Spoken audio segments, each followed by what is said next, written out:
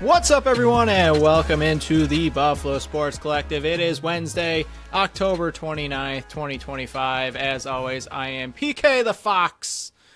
We got my co-host, Phil, the baseball player, for episode 386. If you're not watching on YouTube, we dressed up for our Halloween episode in costume, in the flesh. So if you want to see what we're wearing, go to YouTube. I'm perfect. I'm a little foxy, my little ears. I'm a happy little boy. But remember, you can follow us on Facebook, Instagram, Threads, and TikTok at Buffalo Sports Collective, and on X and Blue Sky at Buffalo Sports Co. Don't forget to follow our channel wherever you listen to podcasts. Check out our website at buffalosportscollective.com. Look for the time breakdowns in the description of the show. I believe we're going to have 5 of them on this one. We got a lot to go over. But before we dive into the episode, which we will be covering the Bills' big victory, the Sabres bouncing back from a horrible start, the NLL going absolutely bananas in free agency, what the Bandits look like, kind of how we did with our predictions, and then we're starting our team previews / off-season review, very condensed version this year, but as we do every off-season Wednesday show. Phil, what did you do this week? Because I know you got a little bit of a surprise over there we're going to crank through. Yeah, is that one of the things? Yeah, I figured that was going to be included in it, yeah. Unless you want to do it further in the show. I don't know when you want to do it. I figured we'd do it later. Okay, that works. So what did you do this last week then? Tease. Yeah, a little tease for the business. It was mainly the Halloween party, the annual Friends Halloween party hosted here. It was a good time. It was a small little group, but we played Exploding Kittens. Great game. And it was a really good game. A little card game where you don't want to be left with a exploding kitten. And if you do, you're dead. And there's a lot of different cards and things and different ways you can play, but it was a lot of fun, a lot of disgust, I feel like, and not too much anger per se, but it's not, a lot of disappointment. But it went well. Had some pizza, had a good time. That was fun. I think that was mainly what I did. Yeah, I had a different costume on. I was Stan, the car fixing man. Wasn't sure I was going to be able to make it, but I did. Maggie had a surgery on Thursday. Maggie, my dog, for those that don't know, that haven't been listening for 4.5 years. She had a tumor on her gum. All good, getting biopsied, but we're pretty sure we avoid the C word. But she's up on her feet. That's a big reason why I was able to go to the party on Saturday, because she rebounded very well. Played volleyball for the first time in like 3 or 4 years on Friday. We won all 3 games. Very fun. Actually going to be playing again Friday because they need a sub, and my body can somehow handle falling on sand a lot better than falling on other things. Played disc golf on Saturday. I posted it on our Instagram page, but I got my first ace ever. Sank it. Couldn't see the hole. Played at Bonds Lake for you people up here in the northern land of New York. One of the tougher courses, but I hit 16, perfect. Hit the clings, or the chains. We're like, Mike, our buddy who I was playing with, goes, I think that went in. I was like, there's no shot. And then we started looking over, went closer, and then we saw it in the basket. I was like, heck yeah, first ace ever, probably the last ace ever. Phil mentioned the problem with that ace is that you couldn't see the hole. Yeah, but you couldn't watch it go. You don't get the satisfaction of watching it go when you just kind of hear it and you're like, I don't know, it might have. I don't know. We'll wait a second. So I definitely thought it hit the chain and went out. Yeah. Very exciting still, but not as exciting as watching it go straight in. Yeah, that's fair. I did look where the hole was to remind myself beforehand, and I was like, okay, I'm going to throw my little putter here because it goes right to left, and sank it. Even Mike goes, I think that's got a shot, and then I hit the chain and go in. But probably the last one I will ever have.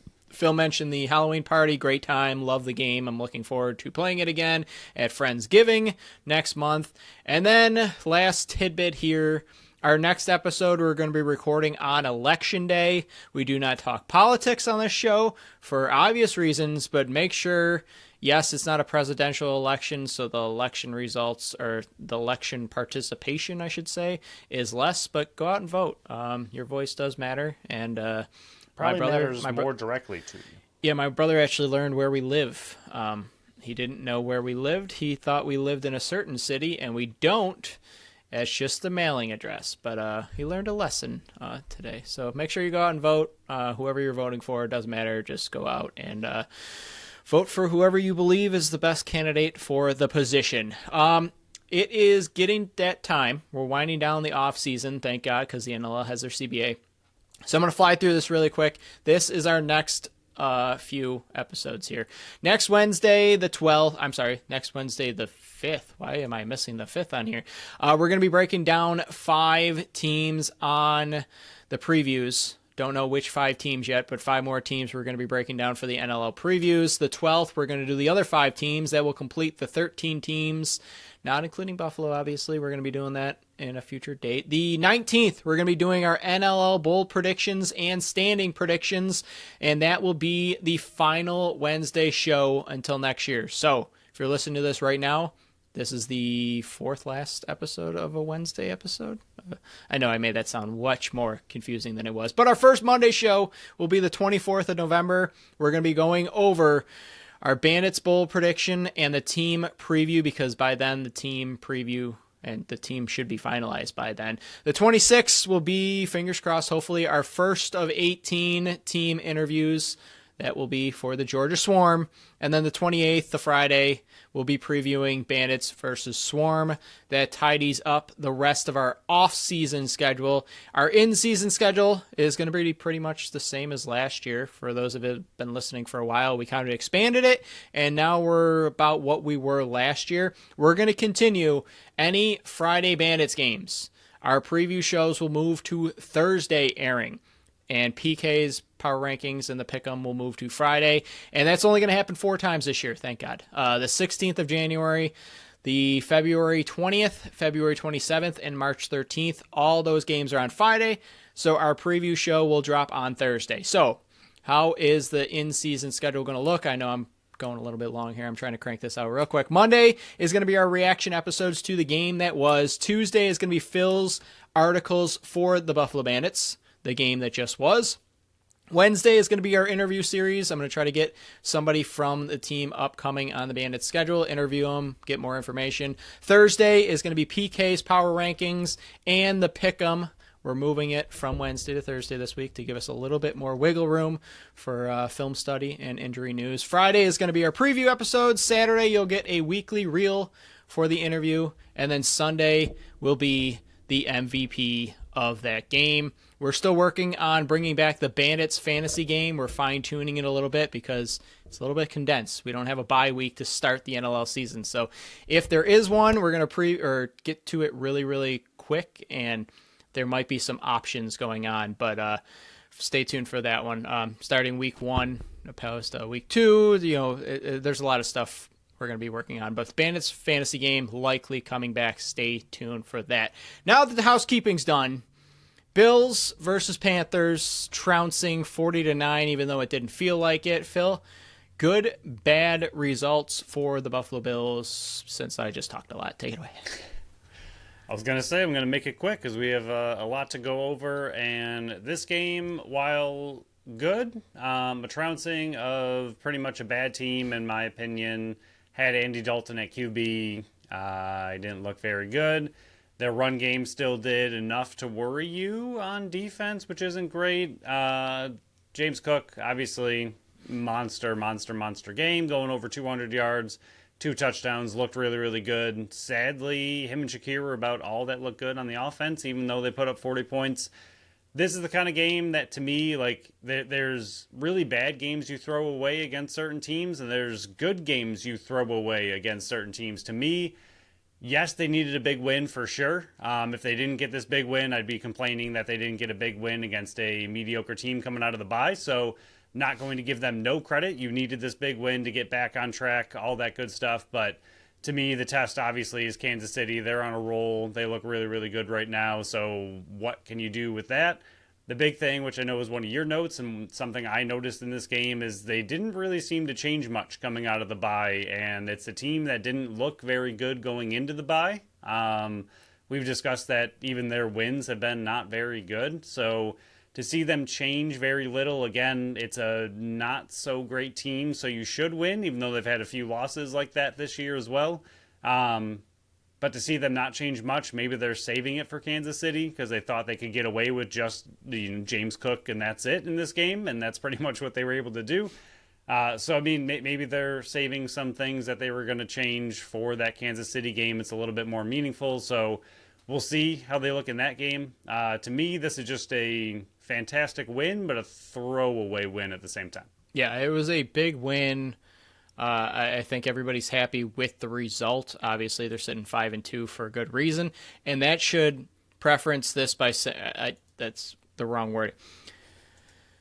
This should show how good this team can be if they actually added pass catchers that can get open for Josh Allen. And I'm not saying Josh Allen had a good game because he really didn't. When the wide receivers did get open, he completely missed them. But imagine this team if you didn't have James Cook. If you listened to me and didn't sign him an extension, yes, he would still be on this team, but he would be playing on his fourth-year contract and kind of be making 10 times more in free agency if he didn't get signed. But he was absolutely insane. I think that was the one change that we saw from the bye week is Cook fully integrated and fully used in this game rather than Atlanta where he touched the ball one time, in the fourth quarter. That can't happen. But I thought Shakir, when he's within 5 yards of the passing game, fantastic. The offensive line, I thought they were very good. Joey Bosa looked really good when Ed Oliver went out. He looked like he was the one that stepped up. I thought Michael Hoyt looked really good. Hairston, he's back, and he looked really good in playtime, and I'm very excited to see his growth continue.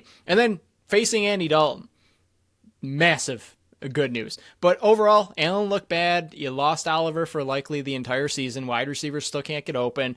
The one bad sack that Allen took that almost took him out of field goal range, he had the ball for like 10 seconds. No wide receivers could get open. That's the room we're looking for. I know it's been rumored that Buffalo's in conversations for wide receivers. They're looking to add. Good for them. It goes back to, and I heard Howard Simon on the morning show on Tuesday kind of rant, and he was saying exactly what we've been saying for how many years now. Good is not good enough. You have Josh Allen, the best quarterback in the entire league. Your expectations need to be Super Bowl or bust. That's why so many people are frustrated with a 31-point win, because this isn't going to cut it in the playoffs. Regular season means nothing to me. Playoffs mean everything, and this type of play is not going to win you playoff games. It's that simple. Yes, 31 points against a really bad offense led by a quarterback that shouldn't be in the league anymore. That's the big reason why you won. You didn't turn over the ball. James Cook went nuclear, and Andy Dalton shouldn't be in the NFL. Those are the reasons you won. This is not a playoff. This is not a super winning team right now. And I don't even know if they can get to it, even adding a piece. Maybe they can, but it goes back to what we were saying before the bye, what we were saying leading up all the way to the Baltimore game, where they've still had like one good half of a passing offense. And yes, sitting 5-2, you needed it in like one game because New England, you had 3 turnovers. That's the big reason you lost that one. But you needed it in Atlanta. You couldn't pull it out of your butt. Kansas City, I think they're like the third most blitzing defense. You struggled versus Atlanta. I'm worried about Kansas City. So overall, 5-2, great win, whatever. That to me, maybe I should be happier about a 31-point win, but I can't be because the passing game with Josh Allen, it should never look this bad. The dude's about to turn 30. The time is ticking. Like I know I shouldn't be saying that, but it's go time. Like imagine in 5 years if you still haven't won a Super Bowl. Like, you're going to be kicking yourself and saying, what the heck happened in these last 15 years? It's because you didn't raise the standard, to me, in my opinion. I've been saying it for how many years now, but I at least feel good that more people are jumping on the bandwagon, that good is not good enough. Don't just be rooting for this team and be happy and satisfied what it is because of what it used to be. That's not the case anymore. This isn't 2015 anymore. This is 2025, and this team needs to be better. Yeah, I don't know. I don't know if they're ready to be better. And now with that Oliver gone, who's arguably one of your better players on the team and on defense, who they badly need, not great. And again, like you said, it's. I was even thinking about talking about this game, and it's frustrating to be so negative about a 40-9 victory. And I'm even frustrated with myself for being so negative about it, but it's just where you are as a team. You need to be better. This win isn't one that's going to show what your team is. Kansas City will show you where you're at in your season. Yes, 100%. don't think it's going to be good. Yeah, I think that's the perfect preference and segue into Kansas City's coming here 425 next Sunday. That's going to be the litmus test if you're a legit team or not, because you've beaten Carolina, New Orleans, Miami, Jets, and Baltimore sitting 2-5. So you really haven't gotten one of those like bulletin board wins yet. If you beat Kansas City, you got it. But we'll move on. Looking around, the Chargers won 37-10. Miami wins big 34-10 over the Falcons, but Falcons didn't have Penix or London. Jets comeback win. Cincinnati, man. Down in the dumpers. 39-38 Jets win. New England still cooking 32-13. Drake May maybe putting his name in the MVP category. Baltimore finally gets the win 30-16. Houston gets the win over San Francisco. I don't know what happened to their offense. CMC was non-existent. 26-15. Denver wins big over Dallas, 44-24. Colts and I should more say Jonathan Taylor wins 38-14. Green Bay beats Pittsburgh 35-25, and Kansas City wins Monday night 28-7. So Colts still lead 7-1. New England's in second. Denver's sitting 6-2, but those pesky Kansas City Chiefs are back into a playoff spot now, sitting 4-4, back even on the season in that 7th seed. So the gap is it's still there to get the number 1 seed, but man, Colts might be legit, Phil. They might. I'll say before we move on from football, the just talking about the Bills and what they're looking ahead to, and if the Colts and the Bills square off in winter and they got JT, watch out. Good luck. Good luck. Good luck stopping him with the run defense that can't stop Rico Dowdle for much of anything. So that's going to be horrifying. Don't like a team with a good running back, and he's looking MVP worthy himself. Yeah, so that wraps up Bills. We'll be back next week to talk Bills versus Kansas City Chiefs, but I will say, producer Pat, he always gets mad and get a little scared whenever I get hot and bothered and mad. Imagine like watching YouTube and seeing a fox getting angry. I want to wag my ears at you. But we'll move on. Sabres, they go 2-0-1 since the last time we talked. Wednesday, when you were listening to this episode, they won 4-2 over Detroit. They win Friday versus Toronto 5-3 in Buffalo. Then Saturday, while we were partying it up at Phil's place, they lose 4-3 in overtime. Overall, they're bouncing back perfectly. The special teams is flawless. Their penalty kill is unbelievable. Their power play is looking really good. Quinn, I mean, he's looked good in, 2 of 8 games, 2 of 9 games, something like that. Tage Dahlin get called out just on national coverage on Wednesday, and then Tage shows up in a big time versus Toronto. I thought he played his best hockey so far this year, both game versus Toronto. And I'm going to give them credit. I'm not going to give them too much credit because, like I've said multiple times, I just want this team to be entertaining, and they have been. Full credit. They've been very entertaining to watch. This feels... I should whisper this. This feels a little different, Phil. This team feels... I'm not putting on loud bulletin board material yet, but this team might be built a little different than the past ones. That Friday game kind of proved it. Toronto was coming back, and on the penalty kill, Alex Tuck gets a perfect pass from Owen Power and does his vintage 5-hole backhand, beating the goaltender. Samuelson's coming out of nowhere, man. He looks really good. You're getting Kesselring back when they're playing right now on Tuesday night. It just feels a little different. I know it's still early. I am not claiming anything, but they're looking good, and things just feel a little bit different with the Sabres right now. I've been so negative on them for so many years. I'm trying to be positive this year as little as I can. Something's a little different with this team, Phil. I don't know what it is yet. So I know we got a lot to go over of the NLL, but 3 things to throw at you. One, a few of the goals they've had, you look at them and you're like, whoa, this is what good hockey teams look like with their passing, their breakouts. It's just a lot of, like, there's so many times we send those goals to each other and be like, whoa, look at this not Buffalo team looking like a really good hockey team. But to see the Sabres have some of those incredible goals where it's a lot of passes, tic-tac-toe, and then boom, goalie's way out of position, defense looks lost. Like okay, this is something.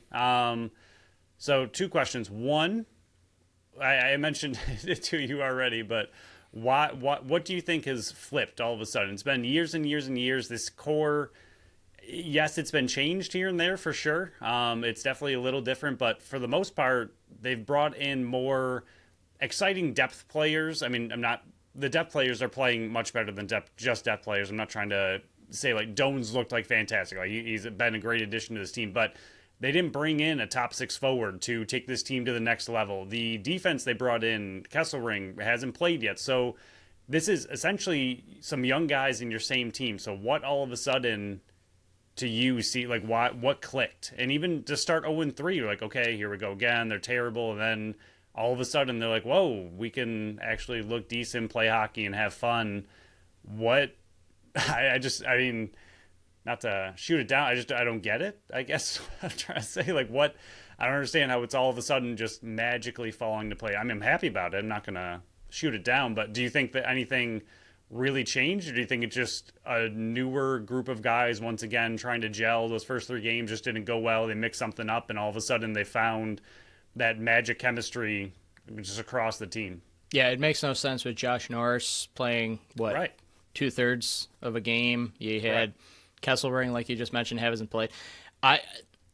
It kind of makes you mad because it's like this is a big part of the team from prior years, and now you're just pulling it all together. Right. Again, it's only October, so it could fall apart real quick. We saw it last year, but it might be a cop out here, but I think it's three players. I think it's Josh Stone. I think it's Zach Benson. I think it's consistency from Alex Lyon and net. And UPL, he ain't it. He can't play another game until either Lyon or Ellis get hurt or struggle. He's the reason they lost that Toronto game, hands down, no question about it. He's got to come up with that save in the third period, and needs to come up with that save in the overtime.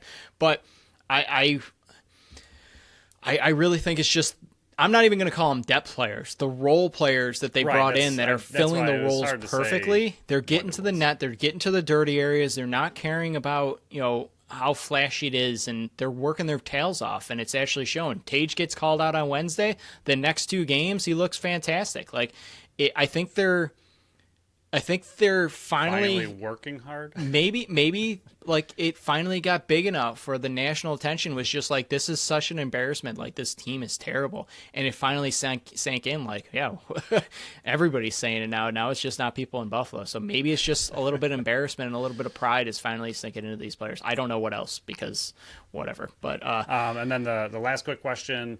Speaking of UPL, I think his time in Buffalo, in my opinion, should be over. I think you've seen what you've seen from him, and I don't think he's ever going to be your guy, especially with Levi out there. So my question is, do they throw him in random games to try to use him as trade bait, or do you just bench him and hope somebody picks him up as a trade? And because even Ellis looked really good in his first ever NHL action, and I'm not saying you can just all of a sudden, I mean, we've seen it with UPL. UPL's had spurts where he's looked really, really good. So I'm not saying all of a sudden Ellis is going to be great too, but I think Lyon is your one. Ellis seems to be an okay two, and then you got Levi coming up in the future. UPL seems right now like the odd man out and has not proven anytime recently that he deserves another shot at the starting role. So is he just, in your opinion, trade bait at this point, or do you think they're going to continue to kind of mix him in and give him a shot and see what he can be? They seem to like him. That contract is probably going to prove that they need to play him a little bit. But if I'm them, he's my third goalie, and I'm stuck with him on my roster because I can't lose Ellis because he's going to get picked up. Lyon is my number one, and you're not going to just send down UPL because somebody's going to take him as well. You're going to hope somebody else is. Thing of rostering three goalies. Yeah, I hate it. You're going to hope that a team has a goalie injury and UPL comes a calling. That's my only hope, but I don't see it happening. But we're going to say goodbye to the Sabres here. They're down 1-0 versus Columbus on Bills game night in Buffalo versus Columbus, but we'll keep you updated as we go on that one. But before we dive into the rest of the show, which is super, super long, we're going to go into our first and only sponsor of this episode, Tap That Tap Room, as I scroll down through this giant doc of 21 pages. Tap That Tap Room is at 363 Delaware Street in Tonawanda, New York. They are Buffalo's first women-owned self-pour bar featuring 30 consistently rotating taps, offering a wide variety, this week especially, of some spooky beers, ciders, sours, seltzers, and malt beverages. Let your ear, listen to this fox. Wednesday the 29th, 7:30, weekly Geeks Who Drink trivia. Friday is Halloween. It's the big day. Halloween party with DJ Nightlight and drink specials all night long. The party kicks off at 7 p.m. Best costumes win prizes, so bring your A-game, guys. You guys got to watch YouTube. I'm having too much fun in this costume. Sunday, the 2nd of November, Bills versus Chiefs. The watch party kicks off at 4:25. Jersey giveaway at halftime for one lucky participant at Tap That Tap Room. Then Tuesday, the 4th, if you listened to our reel this past weekend, you already know, but I'm going to advertise it once again. After you vote, of course, head down to Tap That Tap Room. It's ceramic Christmas tree painting workshop from 6:30 to 9. Check out their Facebook page for more details. And like Phil mentioned, get down to that Halloween party on the 31st, because while your kids are out trick-or-treating, go have some fun at Tap That Tap Room. To find out what else they got coming up, check out their Facebook and Instagram page and find out what's on tap and what's on deck. Check out tapthattaproom.com because they have something for everyone. I know, Phil, you got a special surprise. Is this the time you want to break out your fun? Yeah, we can do it. Okay. So I am not a card collector. I don't know if people treat yourself are. I did. I've never seen. These are new. We got the NLL trading cards that just came out pretty recently. TFF, I want to say, is it or just TF? Yep. TFLsport.com is who did it. Free plug. So free plug. Free plug. You're welcome. So we're gonna open them, see what we got. I don't know what this is all about, who we got, or what's going on, but here we go. We are rolling out card. I feel like there's a certain way you're supposed to open cards to find out if you got someone really fancy. I don't know what it is or how it works, but anyway, we're starting off True real professionals well. over here. PK's guy, Hartley. So that'll go to PK. Thank We you. got Ryan Martell. Nice. Danny Logan. Nice. Jake Govett. Nice. Another one of PK's boys. Oh, who we got? Robert Hope? Robert Hope. Remember that one year we said he would come to Buffalo and we were joking about it and everybody took us seriously? This one's big. Got some Ooh, Matty Vince. We'll be talking about him in a second. This one's also big and fun. Oh, that one's Christian sticking Delbianco. with Phil. That one's sticking with Phil. Another one of PK's. Adam We got Patra. We got Kyle Killen. Nice. Dylan Ward. Curtis Dixon. And then Robert Church. I think you got a good pack there, man. So, yeah, don't know how these work. Robert Church is, I don't know. I'll have to look more into it. I think he's a 21 of 25 ever released. Nice. Is what that is that hopefully somebody or TFL can help us out and understand what the heck I'm looking at. But it does say 21 of 25, and he was the last one. So I think he's a fancy card. The As you can rest tell, seem to we're be big card guys. yeah. The rest seem to be generic, but also some really fun ones. Matt Benz, Christian Delbianco, got some good cards. Dylan Ward. Got some Vegas Desert Dogs in there, too. Yep. So there you go. That was fun. You go. Like watch it on YouTube because it probably didn't sound all that fun. You got 4 goalies out of 12. That's pretty impressive. Yeah, and got the All-Star. I do like Robert Church quite a bit, even though he's kind of a negative for Bandits fans, but that's all right. He's a great player. All right, we'll look at the current Bandits team with all the moves they made. We're kind of going to run down because I know a lot of things happen. Belter got a 2-year deal. Buchanan's back. He was a UFA. He's back for 1 year. Evan C. got a 3-year deal. Paul Dawson, another UFA. He comes back for another year. Taylor Dooley, he was out there as a free agent.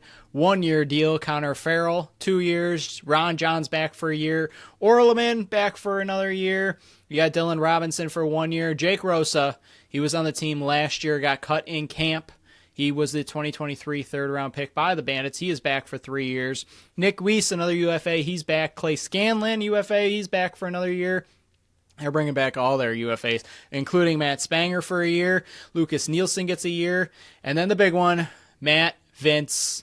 It was rumored, It was whispered about. I said it in the last show. If that Buffalo doesn't bring in an outside goaltending signing, that Matt Vince would be coming back. I stayed true to my word, and then Monday afternoon, he signs. So though, right there, Phil's showing it on YouTube. Matty Vince, he's back for at least one more year.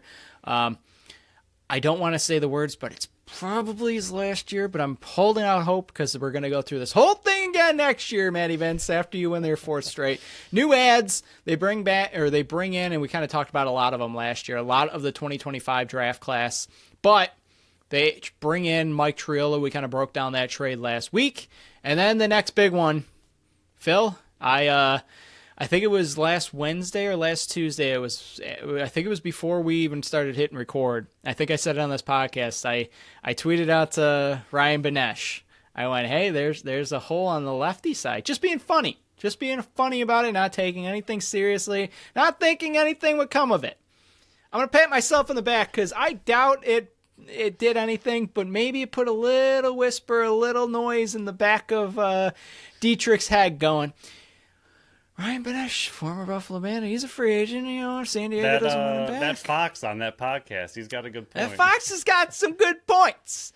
Ryan Benesh, wise 1 year deal with Buffalo, and baby, absolutely love it. Those are your deals. Buffalo brings in to repair what was lost, but still deals need to be done. Justin Martin's out there. Kyle Matisse is out there. Bryce Sweeting, all UFAs. Cam Wire needs a new deal.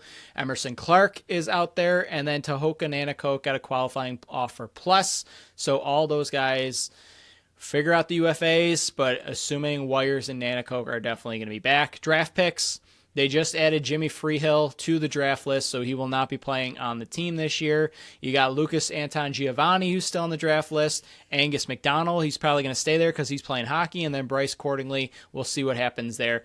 They lost 3 guys in the grand scheme of things right now. Chris Cloutier and Chase Frazier, we kind of went over that on the last show. They both go to Vegas. But Trent Robertson, a second-round pick last year, goes to Ottawa on a 3-year deal. So they lose 3.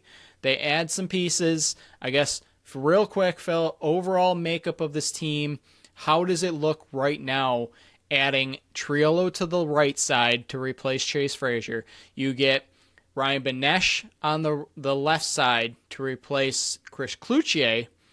You bring back the majority of the players, including Matt Vince, which is the big signing. You need him back to have any shot at a title run. But you also lose Trent Robertson.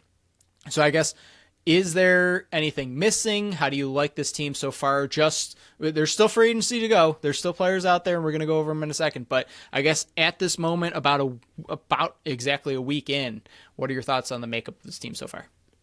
Yeah, losing Fraser and Cloutier was huge. Yep. We talked about it a little bit ago that, it's not always just the fact that they've won 3 straight and to kind of take it all in as it's going on. Like, we know winning 3 straight is extremely rare, but it's also the team that they had for so long was extremely rare in the NLL to keep a team like that together anywhere. To keep a core like that together as long as they were able to is very rare in sports. So even that was something to really kind of behold with this team. Like, you and I talked about it a lot. We haven't had to talk about the forwards on this team in years.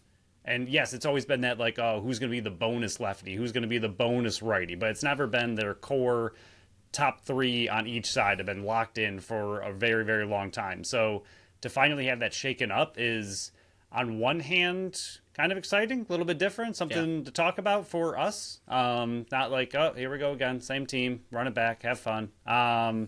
As great as that is, because it led to 5 straight title appearances and 3 straight titles. So I will take the boring if that's what's going to lead to. But I think it'll be very interesting. Benesh is not Cloutier, and the fact to me that right now I don't think they have a lane setter on the left side. I think it's going to be different over there. I'm not saying they can't do it. I just think the offense makeup is going to be a little bit different. I like what Triolo brings, but the issue with replacing Fraser with Triolo is you're essentially asking Nanticoke to step into what Fraser has been able to do and push himself to not be a lane setter anymore, to not do the dirty work as much. He'll still do it. It's still a big part of his game, but he needs to step up and start scoring a lot more goals, figure out a lot more assists, and let Triolo take over that Nanticoke bulldozer type role, and then he'll add the 30 points he gets a season to what the Nanacoke role currently is. So if Nanacoke can step up into the Fraser position, which I think he has the talent to do, we just haven't seen it because it hasn't been asked of him yet.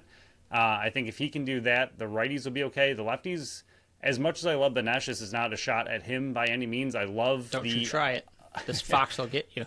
Yeah, no, I really like Benesh. I like that they were able to bring someone like him in. If without him, I'd be more concerned about the lefties because you're looking at either Scanlon or potentially a rookie to step up into that position on a championship caliber team. I didn't love that. So the fact that Benesh is there, I love that a lot more. It seems much more settled on the left side, but I think they just might play a little bit differently over there than we're used to.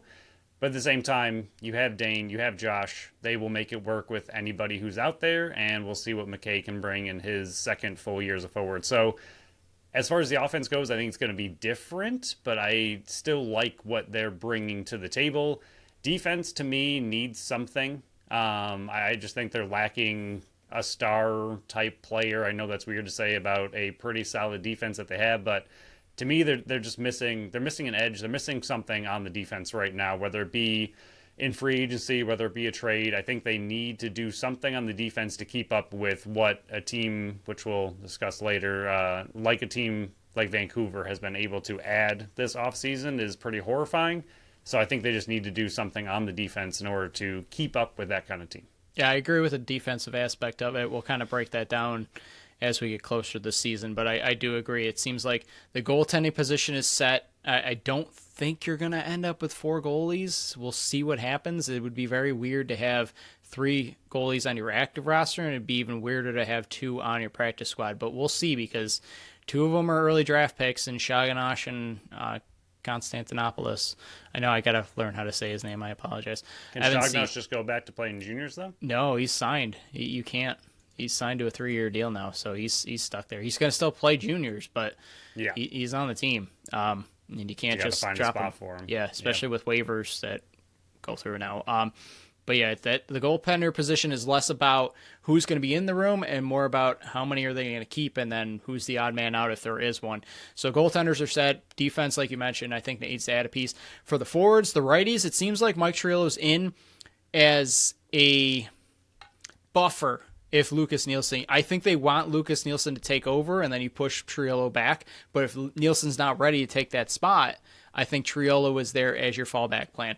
The right, or for the lefties, Ryan Benesh is so massive because it pushes Clay Scanlon down to your 4th lefty, which isn't a bad thing whatsoever. This isn't a knock at him, but when you got a shot to bring in a guy like Ryan Benesh who's got that pedigree and hopefully he wins his first championship ever, and he didn't have to get another tattoo coming to Buffalo, but it pushes Scanlon down, and it pushes Tyson down, Coltrane, that doesn't need to come in and be that big-time guy. So it's going to be different, but I think the pieces that they brought in the forward group are perfect. So I think the forward group is set as well. I think the defense is the spot that needs to be addressed. And some names are off the board already. Some big changes around the league and some big signings. We kind of went over a few of them, but Mitch Desnew, there's a grievance going on right now. So go read Adam Levy's piece in Inside Lacrosse. Go read that one because it kind of details it a little bit more. But he might not be franchised. They offered it to him when there wasn't technically a CBA, and he declined it once the new CBA was signed, and it's a whole situation. So his rights currently are still with Philly. It's a whole situation, so that one's going to be worked out eventually. So he might be afraid, and he might not be. Who knows? But Tony Malcolm, Chris Kluche, and Mitch Desnew, Mitch Jones, Chase Frazier all go to Vegas. Everybody's saying Vegas won the offseason. They did a phenomenal job, but they still got the same 2 goaltenders. So I've been joking many times. It's going to be like 17 to 15 games. It's going to be must-see lacrosse, but I don't know if they made that jump. We already mentioned Kyle Rubish goes to Oshawa. Now it's finalized. Curtis Dixon, Jesse King, Shane Simpson, Reese Kelly, all go to Vancouver. They're loading up. This should not be a shocker to anybody. Brendan Bomberry goes to Halifax. Riley Lowen to Calgary. Nick Rose goes back to Toronto. Shocker. Corey Small goes to San Diego. Jake Sanders goes to Ottawa. So big names on the move. I guess to you, Phil, now, before we dive into anything else, big winners, big losers of this offseason so far. Yeah, obviously Vegas and Vancouver will be the winners. Liar. Vegas, like you said, like even if their team, I just like that they're making moves. Yes. I mean, more than anything, they're doing something to add star talent to that team. Sean Williams trying to save his job. Pretty much. Hey, if that brings exciting lacrosse to Vegas, I think it's more fun.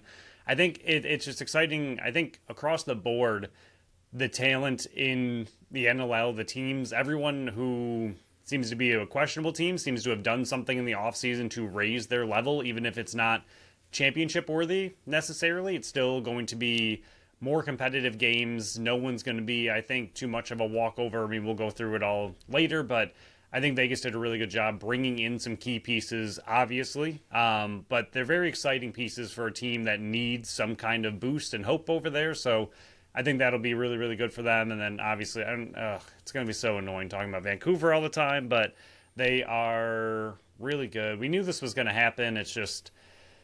It's scary to see it come to fruition, even if you knew it was going to happen. It's scary. They have a very scary team. They have an extremely good defense, an extremely good goalie, and the only thing that was lacking last year was their offense. And whoa, they brought in an entire offense from free agency. So they look really, really good. They're going to be arguably, I think, the number one team in the league going into the season. Yeah, 100% with Vegas. I think they added that star power. Chase Frazier is going to be an absolute stud in Vegas, yes. And then you also bring in Mitch Jones. Having some fun. They're going to be a very fun offense to watch because they already still have Jack Hanna. They still have Holden Katoni. They still have Jonathan Donville. The offense is going to be electric, but you need Kells or Getty to step up, and we're going to talk about them on their season preview coming up, but in a week or two. But yeah, their defense and goaltending is going to be what determines if they make that next jump or not. But they're going to be a very fun team to watch.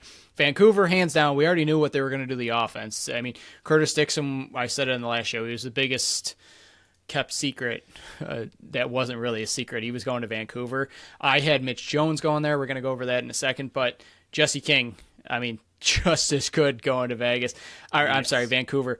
The biggest thing I didn't see Vancouver doing is adding Reese Callies and Shane Simpson. Like, their defense was already really good, and now they just, on top of that, and the transition game between Christian Del Bianco and Shane Simpson back together again, they're going to be terrifying. Vegas, like I already mentioned. But I think the biggest loser, and I think it's the correct biggest loser doing what they're doing, is Calgary. I mean, they tried it last year, bringing in the pieces. We were very confused by, shipping off Zach Curry or shipping off all these other pieces, but then bringing in a Curtis Dixon and a Dane Doby. Like, what are you doing here? They're going full rebuild. So yes, they're the biggest losers by losing all those pieces, but in the long run, you're tearing it down and you're rebuilding it. You're not going to be one of those middling teams that is like 8-10, 7-11. You're tearing it down, building up kind of like Albany did. Bury it all down, build through the draft for a few years, and then come back swinging. I think they're the biggest losers for a good reason, in my opinion. But, I mean, other than that, Buffalo losing, I had them in there before they brought back Matt Vince and signed Ryan Benesh. I thought they were a bigger loser because they lose Chris Cloutier and Chase Frazier, but they kind of fixed that already. So beyond that, Philly didn't really do much yet. And, Joey Rezateris is still sitting out there. Rochester has done nothing yet. Toronto hasn't really done anything. We got the news that Tom Schreiber might not be playing box lacrosse ever again.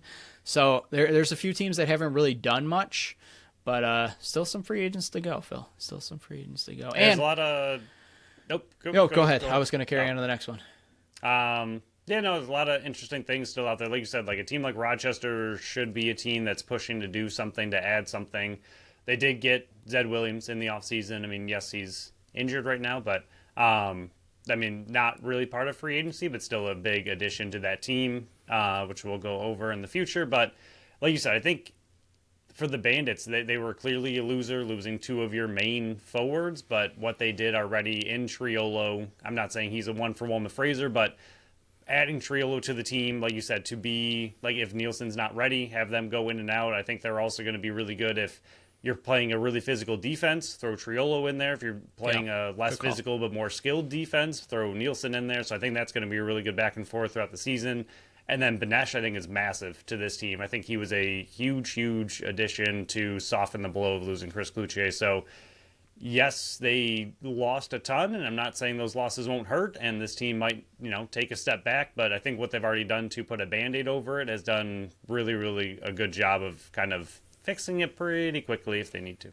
So before we knew that the CBA was going to delay free agency, we went through all the UFAs and predicted where we thought they were going to land. We kind of teased this on the last episode of we were going to go back through and figure out what we got right, what we got wrong, and it's still open-ended. There are still, let me scroll down, 19 players left that have not signed or re-upped with a certain team yet. So we still got 19 possibilities out there. And we predicted 60, if you can believe that. 60 names we predicted. Currently, of the 60, 41 have signed deals. I was 26 of 41. And you were scrolling down 24 of 41. Now remember, we did this in like the middle of July. So a lot of things have happened from July to October. So if we weren't perfect, sorry. But I personally nailed 4 players moving. I had Tony Malcolm going to Las Vegas from Philly. I had Curtis Dixon, the biggest kept secret, hush, hush, hush, going from Calgary to Vancouver. I had Eric Fennell going from Ottawa to Philly. And I had Nick Rose going back to Toronto. Duh. We also mentioned Dane Doby going to Vancouver. If not, he was going to retire. He retired. So we had that one. Where did I go wrong, Phil? I had Rubish going to the Seals. Clearly didn't. Mike Manley going to Buffalo. Clearly didn't. Wagner, Ottawa. Callies, Calgary. Goodwin, Calgary. Shimpson, Rock, and so on and so forth. So I got a few wrong. 15 wrong. But yeah, I did okay, I guess. Halfway decent. How'd you do? Yeah, I missed pretty much what you did. You got a few more right than I did. I had Fennell and Malcolm. Those are the only differences. Yeah. And, Malcolm was a really good call. Fennell was a really good call as well. And then there were some that we had at least... we'd have to go back through, and I don't feel like doing that right now. But team players that didn't return to their team, maybe we picked them to go somewhere else, but picked the wrong team. I feel like we had some of those in there. Rubish. Yeah, a lot. We both had to go into the Seals, or staying with the Seals, right? Yeah, he didn't. Simpson,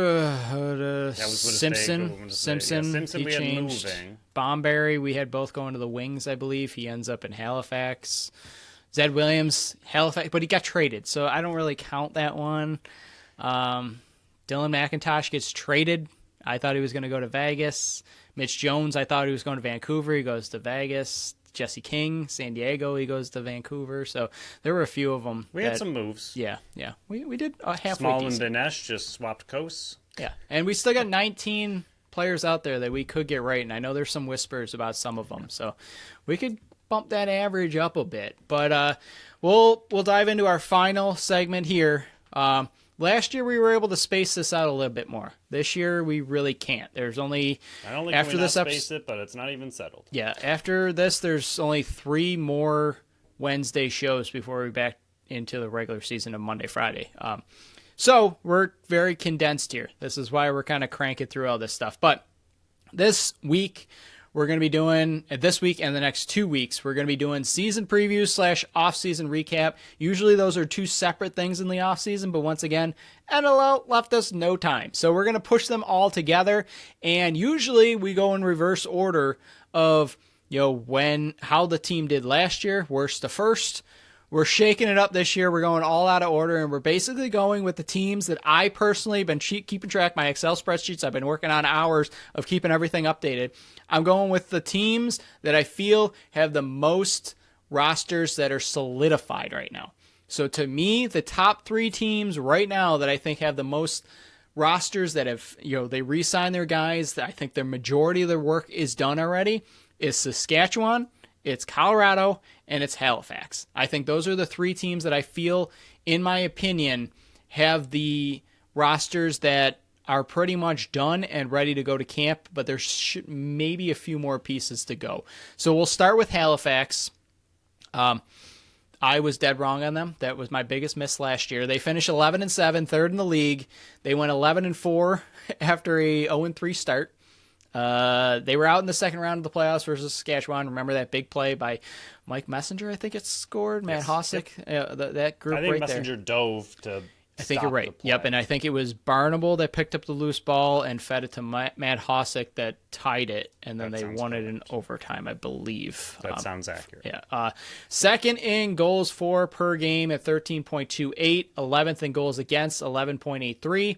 Power play was 50%. Penalty kill was 59%. They pretty much brought everybody back and then added some pieces. The big adds were Brendan Bomberry. He comes over from Georgia. He is a big righty, especially with Randy Stotts, who's going to be missing time at least until Christmas is what's rumored. So he's going to fill in there nicely. And then Will McLeod, he comes over in the draft, 12th overall pick. He's added to the left side of the offense. They brought back their UFAs and Tyson Bell and Warren Hill. So Warren Hill is going to be the guy back there with Drew Hutchison. They still need to sign Max Wilson, Jason Knox, and Clark Peterson. Those guys are staying with the team. Their rights are still with the team. And like I mentioned, Stotts sounds like he's out until at least Christmas. But we'll go over the forward group right now. And I kind of got some questions after we go through the entire team. And I guess I'll frame the first one right now is, what do they do with the lefties? Because it's jam-packed. The righties make sense. You got Bomberry, Hogarth, and Peterson to start. And once Stotts comes back, then you can figure out, are you going to go strong righties or have somebody come off every night in Bomberry, Hogarth, or so on and so forth. But the lefties right now, you got 1, 2, 3, 4, 5, 6, 7 guys that I can see making this team. In Bo Hunter, you got Cody Jamieson, you got Cole Kirst, you got McLeod, who you just drafted, Mike Robinson just re-upped after a really good rookie season, Dawson Theed is there, and then Jason Knox. I don't know what you're going to do with the lefties. It seems too filled right now. It seems like at least 1, maybe 2 bodies need to move off that forward group and maybe trade. Maybe there should be some trades out there because all those guys, to me, seem like guys that should be on the active roster, and there's going to be a couple guys that are odd mans out, especially when Randy Stotts comes back. Yeah, I mean, to me, I feel like they're righty heavy, despite the millions of lefties you just labeled off. They don't really they have good players on the left side. I'm not trying to take away from the players that are over there, but they don't have the all-star talent of Stotts or Peterson. Yeah, they don't have the huge player on the left side. Theed was really good for them last year. Didn't play the whole season, but what he did was really good. Robinson, it'll be a sophomore campaign. Hopefully he can continue to grow. He had a really good rookie campaign. And then from there, I think you'd probably, to me, it'd be Robinson, Theed, James. Yeah, that's a lot of players. I don't know. See what I mean? Knox should be in a lineup, and he's probably not going to be in there. You don't really want McLeod Knox out of needs there. to get some playing time, and he might not get some time. It's so crowded on the left side. Yeah, I feel like McLeod's going to have to probably take a seat most of this season. I mean, according to what we're seeing here, and then... Yeah, you got 4 lefties, 4 righties, essentially, once Stotts That might be back, what they do, which is insane. Going 8 forwards to start a game. I mean, they are a very big transition team. Yeah. So, I mean, it could be true. something where they throw one of these forwards as more of a transition style player and just keep him on the field, not necessarily dedicated forward, but more transition and just kind of run with that. They are a very heavy transition, up and down, fast team that loves offense. So, maybe that is their solution, and maybe that's what they're already kind of planning to do. I don't really see a way out of it. I mean, even the right side, I like that they added Bomberry. I think he's a really good player. He's had 4 straight seasons of at least 50 points and 50 loose balls, so I think what he brings is fantastic. But you added him, and I know he's going to kind of eat up some of the Randy Stotts injury time, so we don't know how long that is, so that'll kind of help ease that blow. So I understand it from that point, but after that, you got a very stacked right side and then a very deep left side. So, yeah, the forward group for them, it's going to be interesting to see just who the odd man out is and how they play that. But, I mean, from what we can tell, it's pretty deep. They don't have the all-star lefty per se, but what is over there should be enough talent to complement the all-stars on the right side. Yeah, and then the defense and transition game, they were one of the best transition teams in the entire league. They pretty much brought everybody back, and Armstrong and Bell. Graham Hossack's back for another year. He's in his final year of his deal. You got Johnny Pearson. You got Trevor Smith, who I think is the most underrated defender in the entire league, Tarafanko, Thompson, Withers, I Max feel like you Wilson. have a lot of underrated defenders in the entire There's league so that you many, love. but I love Trevor Smith. I absolutely love him. I really wanted Buffalo to pull the trigger last year to try to acquire him, but I knew it was never going to happen, and then he had his best season of all time last year. But the defense kind of looks the same to me. It's kind of rolling it back with maybe a few adjustments here or there with some depth players. And then the goalies, it's going to be the same tandem. Warren Hill, Drew Hutchison. I was wondering if Hill was going to come back. I was wondering if Matt Vince wasn't coming back to Buffalo, would Johnny T, who's got the connection with Six Nations, with Warren Hill, maybe that was a connection there, but he signed very early in free agency. Drew Hutchison is still there. So I guess my questions, and it's kind of rhetorical. This is kind of like, okay, these are their questions going into the season. These are the thought questions. Can the goalie tandem of Warren Hill and Hutchison be enough for this team? Because to me, the offense is good enough, and I think the transition is good enough. The defense, the next question is, will they play smart enough and not have self-inflicted wounds that seem to hurt Halifax every single year? It seemed like they kind of worked that out last year, where it kind of got away from them, where they didn't do it anymore, but it was the goalies that kind of let them down, in my opinion. Can that goalie tandem be enough? Will one of them step up and competition breeds the best out of some players? Can that happen with this? I don't know. And goalie is such an important position. You don't win unless you have a star-studded goalie. I just don't think they have one in Halifax. And sorry, Thunderbirds fans, I don't think they have one of those goaltenders that can get them to a NLL championship. So those are my two questions for Halifax. Can the goalie tandem work? And will they play smart enough and not have self-inflicted wounds? Because if one of them steps up and they don't commit those stupid penalties, I think this team could be in the running for an NLL championship. Yeah, I mean, they obviously made the noise last year, a lot more noise than you or I expected, but a lot more. I think we saw some of those bad habits creep up in playoffs against the Rush, where they started playing not so disciplined anymore and kind of let it get away from them. So, like you said, if they can play smart, and then the biggest thing, it's very annoying, but we say it all the time because it's ridiculously important. And I forgot what Adam Levi had. Levy, sorry. We were just talking about. It's so bad with Devin Levi and Adam Levy. It's so we were just often. talking about him a minute ago. But he tweeted out that I'll have to find it again. But it was something like there hasn't been a championship goalie that didn't finish in the top 5 of save percentage in the regular season. Yeah. I think there's been like 4 of them since like 2002. So one of them was Matt Vince pretty recently, and it's because he had a pretty rough season, but then was ridiculous in playoffs. Yeah. I would probably eliminate that. So it just shows you how ridiculously important goalie is. And I like you said, I don't know if Hill and Hutchinson, while they're good goalies, it's not that they're bad. It's just that you need a top tier. Right? Are they Matt Vince, Christian Del Bianco, Frank Scigliano? Like, are they Dylan at Ward, that level? I don't know. So we'll move on to Colorado. Again, some things are probably going to change with Halifax. That's just the position we're in right now. We got to make do with what we got right now. So Colorado Mammoth. He's dressed as a fox. I'm dressed as a fox. This is what we're doing right now. We're a serious podcast over here, guys.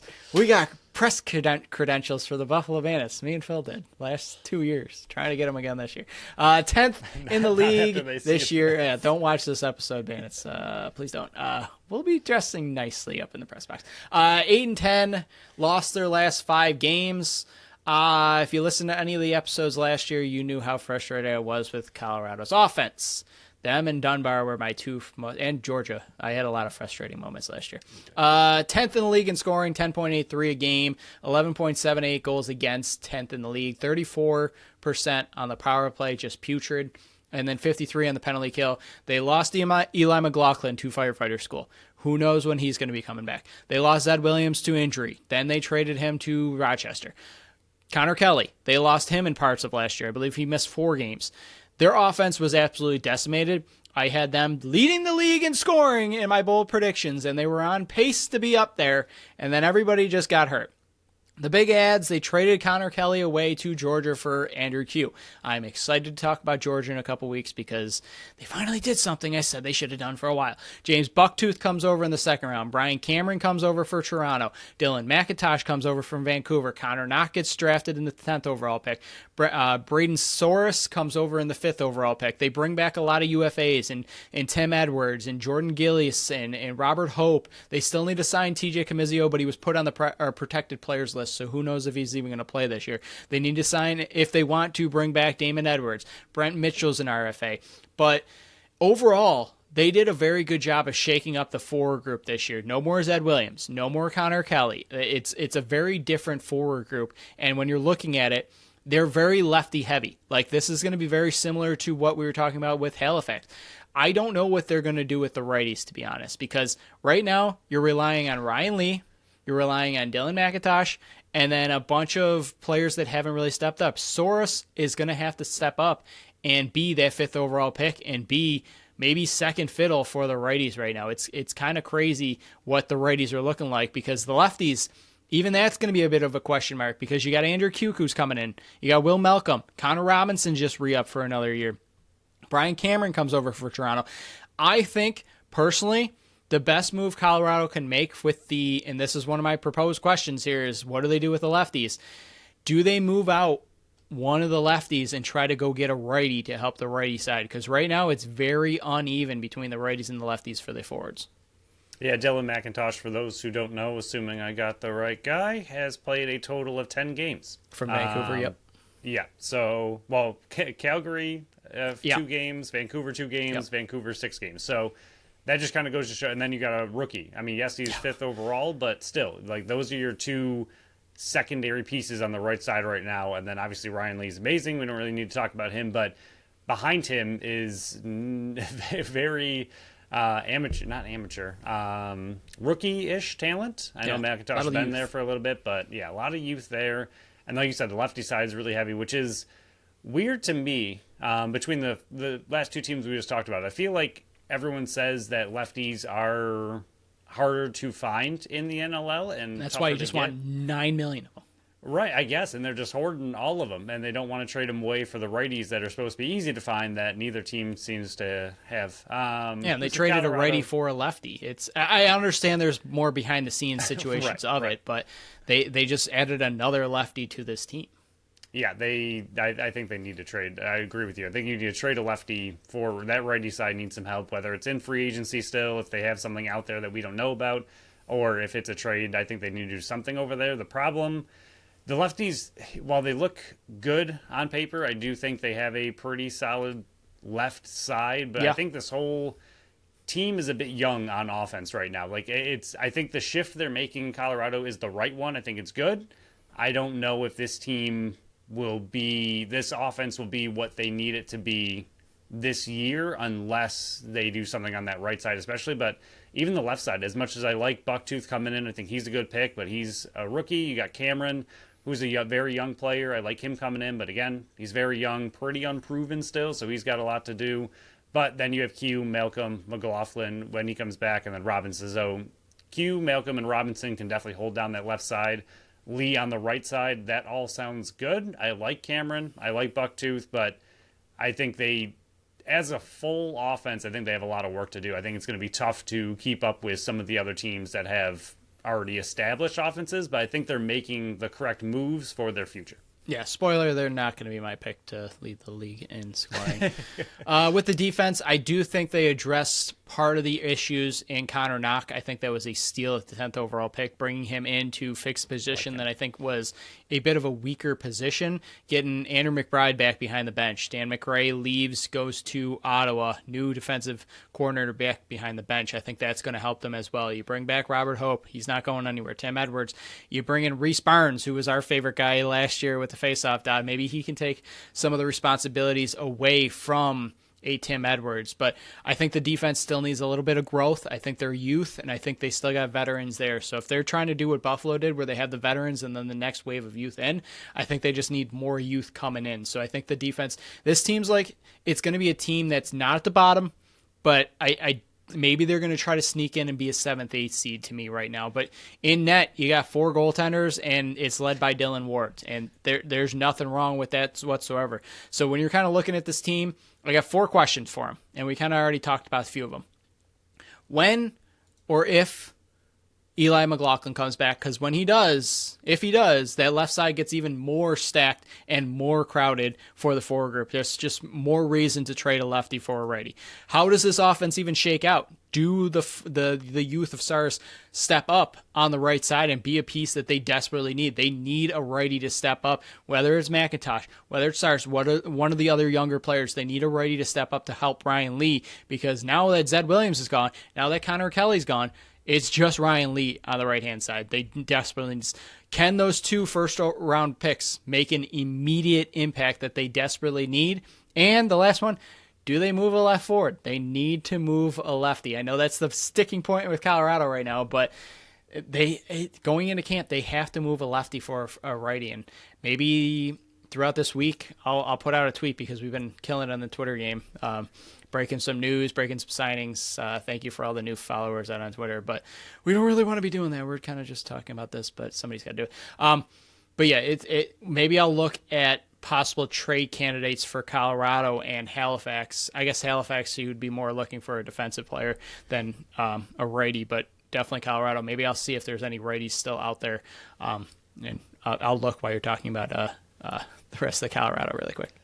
But yeah, the big thing for me with the first rounders, we've talked about them a lot. Like, I feel like it's very difficult for rookies to make a big impact in the NLL in their rookie season.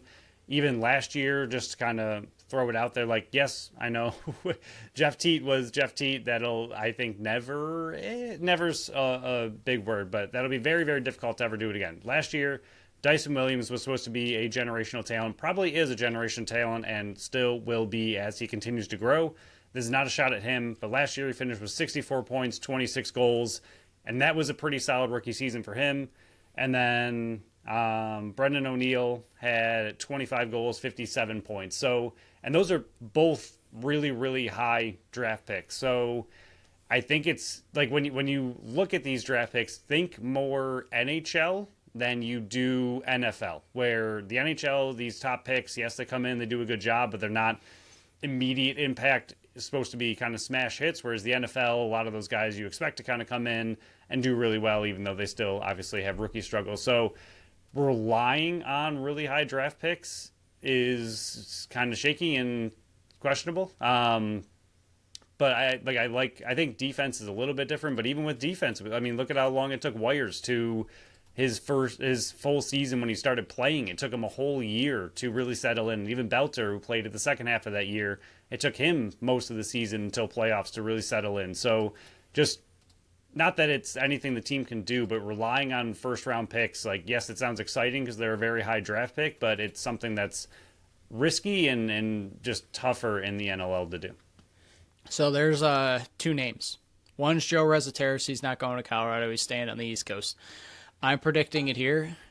Kevin Crowley is going to sign with Colorado. It's going to happen. It makes too much sense. There's not any other righties that I can.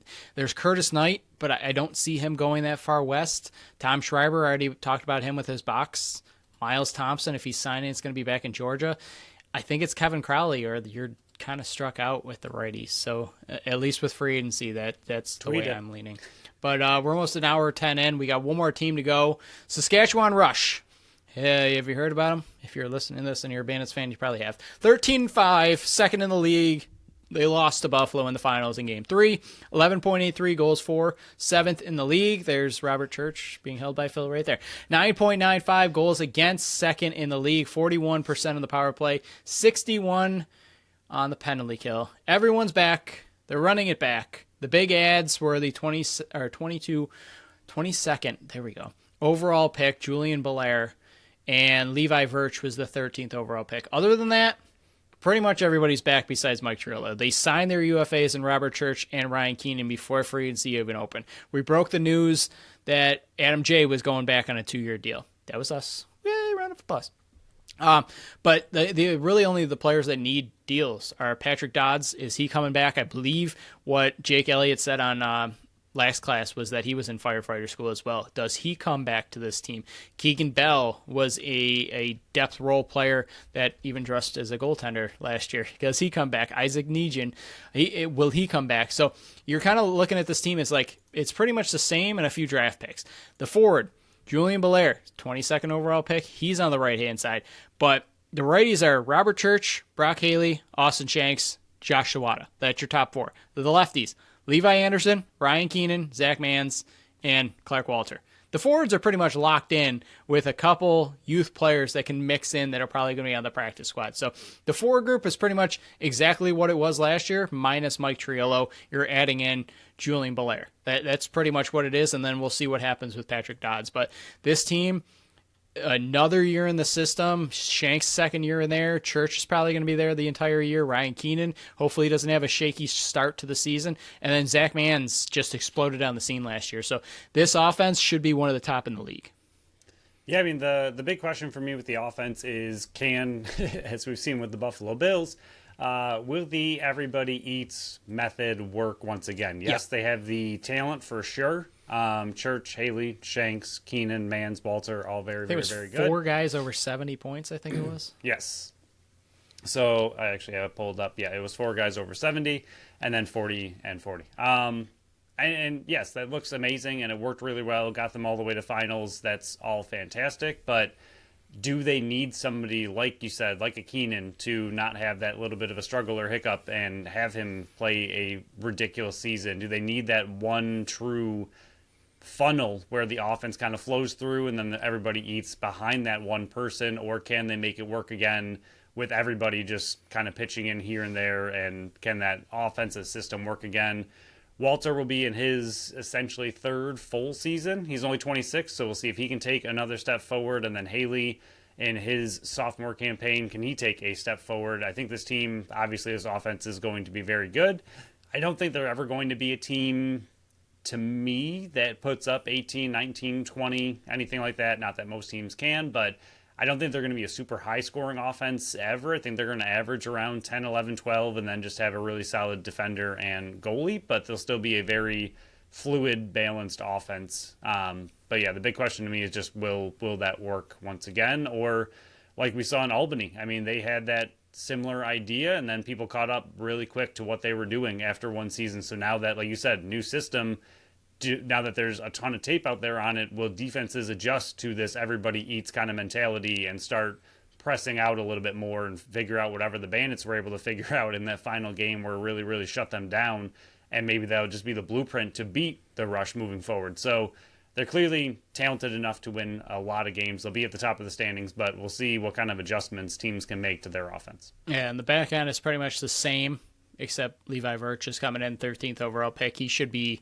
a nice piece on the back end that fits their system perfectly. And then Matt Accioni, he didn't even play last year, and he was a 16th overall pick in 2024. So 2 more pieces added to that side. In net, you got the star-studded Frank Scigliano, who just won goaltender of the year, and Thomas Kajzak, who's going to continue to learn behind him and was 2-0 in the 2 starts that Frank missed because his family had a baby. So, I mean, him and his wife, I should say, had a baby.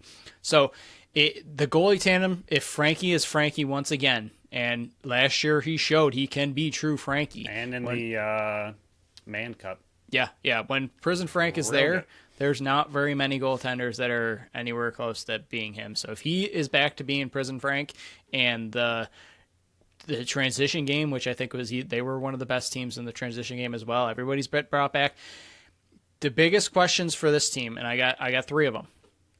What's the impact of Virch on the back end? Because if he can play the way that they're expecting him to play, get more grit and meanness on the back end, I think that will help Saskatchewan big time, because you kind of saw what happened when Buffalo hit him in the mouth. There wasn't really that counter punch.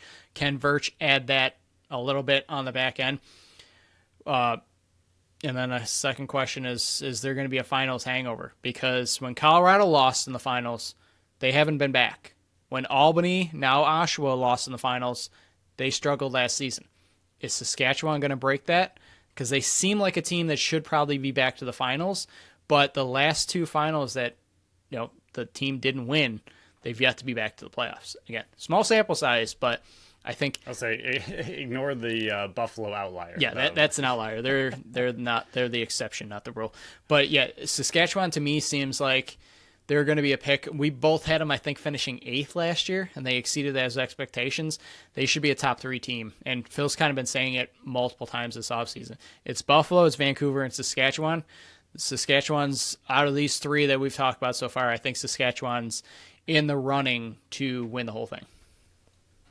Yeah. I mean, there's really not too much to say. Like you said, they brought everybody back for the most part, and this team just made the finals and looked really, really good. So as long as they can run it back. I mean, this is a team, we talked about it also in the offseason, like Vancouver is now a destination. Saskatchewan, I know geographically is a little bit tough for some people, but for the most part, they, I think, are going to be a new destination team. It might not be a destination, but it might be guys that get drafted and develop there that want to hang around. Yes. So you might not be able to entice the free agents, but you're seeming like you're good at. Be there. Yeah, you might be able to keep the core there.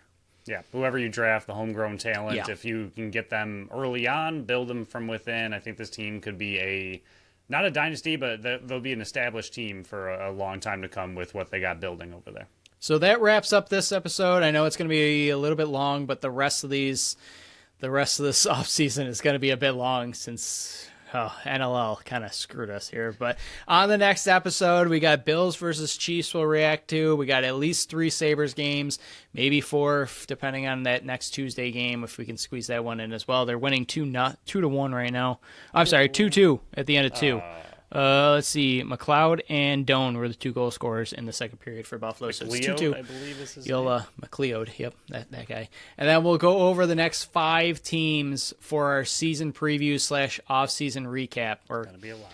Gotta crank these out, man. Time's ticking. But that will conclude this episode. The Fox over here says thank you for listening, and all the new viewers and followers and everything everywhere. It's been a very successful off-season for us.